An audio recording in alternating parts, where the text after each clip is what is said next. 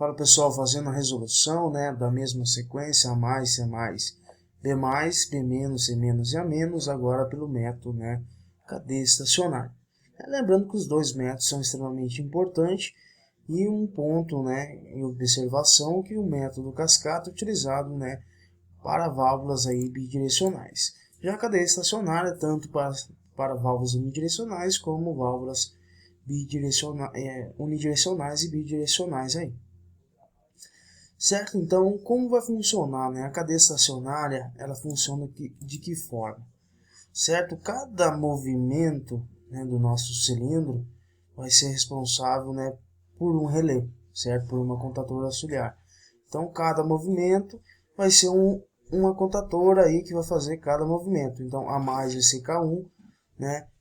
C mais K2, B mais K3, B menos K4, C menos K5 e A menos K6. Só que lembrando, na cadeia estacionária, né, a quantidade de movimentos, né, a quantidade de setores, né, mais um. Esse mais um seria para desenergização, né, da nossa cadeia estacionária. Certo? Então, ao total, a gente vai utilizar, né, 6 contatoras, mais um para fazer a desenergização aí do nosso ciclo. Certo? Então, como vai funcionar? Então, o K1 vai ser responsável para acionar A mais, K2 vai ser responsável para acionar C mais, K3 vai ser responsável para acionar B mais, K4 para retornar B, K5 para retornar C, K6 para retornar A e K7 para desenergizar, né, o nosso setor aí. Certo? Então, utilizando o padrão de cadeia estacionária, então o nosso padrão é esse aqui. A gente tem uma chave seletora, ou pode ser um pulsante, né, só que ele vai executar somente um ciclo. Se você queira que ele fique num ciclo contínuo, você utiliza aí uma chave seletora de 2 posições, certo? Então vamos lá. Então aqui, né, nosso padrão cascata, né, esse K7, quem que é esse contato normalmente fechado aqui? É do último movimento, né? O último movimento não é A menos, é K6, certo? Então quando o A retornar, vai acionar aqui em K7 e vai desenergizar a nossa cadeia estacionária. Então na hora que eu acionar B1, vai acionar K1, certo? Então K1 vai acionar A mais, então o A vai chegar no seu fim de curso, vai acionar S1, S1 vai fazer o que? Acionar K2. Lembrando que é uma cadeia estacionária, então mesmo que aconteça algum acionamento, né, ou acidental, ou algo, né, que aconteça no circuito, não, vamos supor que seja aqui no fim do meu ciclo, ele não vai acionar, né, ele só vai ser acionado quando ele percorrer os passos até chegar a este passo aí, certo? Então, para me acionar K2, eu tenho uma condição que o meu K1 esteja energizado. Então, isso sucessivamente. Para me acionar K3, eu tenho que ter que o meu passo de K2 já esteja sido executado. Certo? Então, esse é o nosso primeiro movimento é A mais vai chegar no fim de curso, acionar S1, S1 vai acionar K2, K2 vai acionar qual movimento? Né? Vai acionar C. Então, o próximo movimento é C+. Quando o C chegar no nosso fim de curso, o S5, né? Chegou no S5, ele vai fechar, vai energizar aí K3. K3 vai energizar quem? Exatamente isso, vai avançar o cilindro B. Então, avançando o cilindro B, né, o cilindro B vai chegar no seu fim de curso, vai acionar S3. S3 vai fechar, né, vai energizar K4. K4 é responsável por qual movimento? B-, então ele vai recuar B, certo? Assim que recuar B, ele vai chegar no seu início de curso S2 e vai fechar o seu contato auxiliar, certo? Seu normalmente aberto. Energizando o nosso contador K5, o K5 vai ser responsável para recuar, né, o nosso cilindro B. O cilindro C. O cilindro C recuando, ele vai chegar no seu início de curso S4.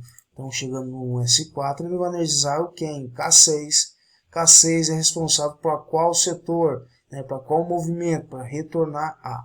Então, K6 vai retornar A. A hora que chegar no seu início de curso, né, ele vai fechar seu contato, né, normalmente aberto, vai energizar K7. K7 vai fazer o que? Desenergizar a nossa cadeia estacionária, certo? Lembrando que é o último movimento, né?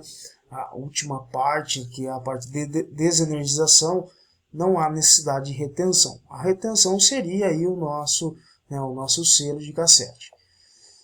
Certo? Então é basicamente isso. Então aqui é a parte lógica, certo? De quem? De acionamento de comando. Aqui, acionamento que é o comando dos nossos atuadores.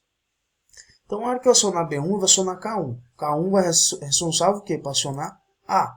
Então, K1, né? Então, a lógica sempre vai ser um aberto, um fechado, um aberto, um fechado, um aberto, um fechado, né? Aqui não há necessidade de um aberto e fechado. A gente vai ver no decorrer aí desse exercício. Certo? Então, acionando B1, vai acionar K1. K1 vai acionar quem? Y1. Y1 avançou o cilindro, chegou no fim de curso, né? Acionou S1, acionou K2. K2 é responsável por quem? Acionar C. Então, ele vai acionar quem? Qual a solenoide responsável? Y5. A hora que C avançar, ele vai chegar no seu fim de curso S5, vai fechar seu contato, vai energizar o nosso relé, né? Nosso relé é aí que é responsável quem? Para avançar B. Então, K3 aqui, certo? Vai ser responsável para acionar quem? Y3. Então, o cilindro B vai avançar, vai chegar no fim de curso, né? Ele vai fechar seu contato auxiliar, energizar K4. K4 é responsável para retornar B.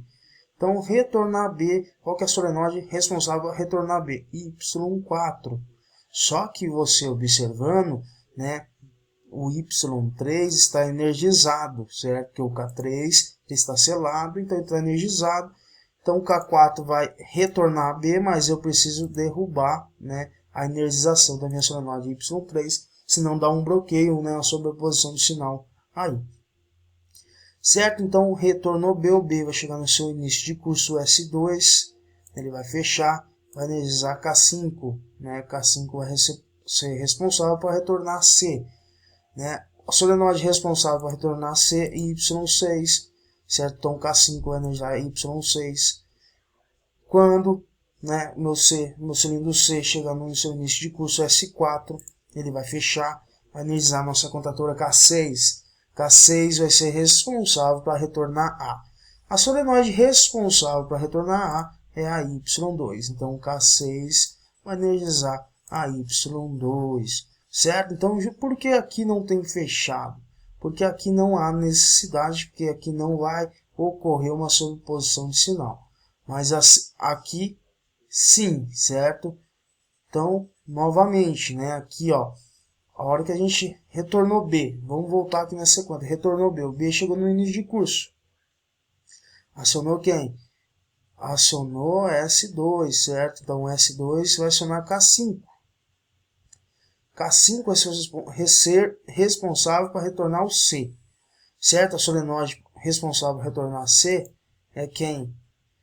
Y6. Só que eu preciso derrubar Y5, senão dá sobreposição de sinal. Então, está aqui um contato fechado de K5, certo? Então, retornou C. Quando o C retornar, chegar no S4, né, ele vai energizar K6. K6 vai ser responsável para retornar A. Então, retornar A solenoide responsável, né, a nossa Y2. Então, K6 vai acionar Y2, só que, lembrando que a Y1 está acionada. Então, eu tenho um contato aqui de K6, né, para fazer, né, para derrubar, para não ocorrer o que? Uma sobreposição de sinal, aí houver um bloqueio da nossa válvula. Certo? Então, basicamente isso. Então, o que? Para o recuo, a gente não precisa, não há necessidade de ter esses normalmente fechados aqui, né, fazendo esse intertravamento aí, certo? Já no sistema de avanço, vai ter, porque como é um sistema que todos possuem retenção, para mim conseguir, né, eu fiz o acionamento e para mim fazer o desacionamento, eu preciso, né, desenergizar as nossas solenoides que estão fazendo com que o nosso cilindro esteja avançando, certo? Então por isso que existe, né, esses normalmente fechados aqui, para derrubar as solenoides que estavam acionadas no início, certo? Então, no retorno não tem a necessidade de colocar os fechados aqui, Então eu espero que vocês tenham entendido essa lógica, certo? Então K1 Y1, aqui no último passo, que é a K6, que é a menos A recuar, não é a solenoide Y2 que faz recuar o nosso cilindro? Sim, então beleza. Então, mas se eu acionar Y2, KY1 acionada, vai dar uma sobreposição, senão vai ocorrer um bloqueio. Então o K6 está fazendo o quê? Está desenergizando o Y1 e deixando ser energizado o Y2 aí. Tranquilo? Então, dando um start aí no nosso play, né, no nosso circuito, então ele vai funcionar de que forma, né? Ele vai acionar aí seus devidos passos, certo? E como estou usando uma chave seletora, ele está no período aí de loop.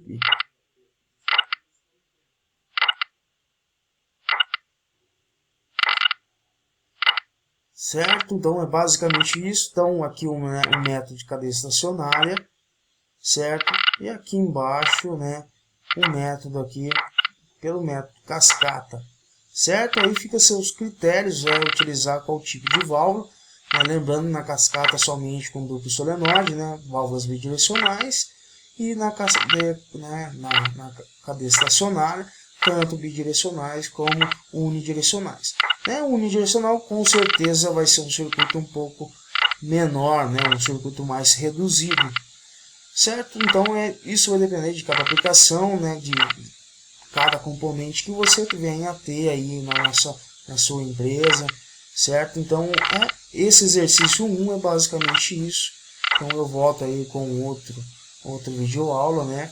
Outra vídeo de resolução de exercício, mostrando a vocês, né, a resolução aí do nosso exercício B, certo? A mais, B mais, A menos, B menos. Tranquilo? Então eu fico por aqui, certo? Até a próxima videoaula. Um grande abraço a todos aí.